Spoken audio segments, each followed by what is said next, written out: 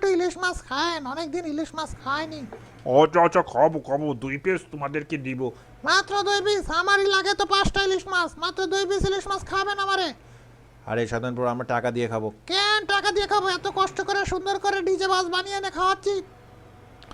তো বন্ধুরা, অবশেষে আমরা ফেরিঘাটে চলে আসছি, মাওয়া ফেরি ঘাট। এই যে সামনে বড় বড় ফেরি রাখা আছে ভাই, পদ্মা সেতুর উপর দিয়েও যায়, মাওয়া ফেরিঘাটের ভাই ফেরিও চলে। যাই হোক বন্ধুরা, এটা গেমে যতটুকু দেখানো সম্ভব ততটুকু দেখানো হয়েছে।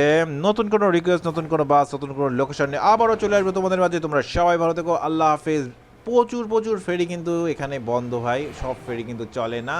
তোমরা সবাই ভালো থেকো, সুব্রত গেমিং ভাই ভালো থাকবেন। আপনার রিকোয়েস্টে কিন্তু আমরা চলে আসছি ভাই সাব। কোথায় চলে আসছি? ডিজে বাসকে নিয়ে, ডিজে ইলিশকে নিয়ে, একদম ডাইরেক্ট মাওয়াতে। ভালো থাকবেন, আল্লাহ হাফেজ। আল্লাহ হাফেজ। ওস্তাদ ফেরিতে উঠা দেবো নাকি? আরে গাড়ির কি হলো?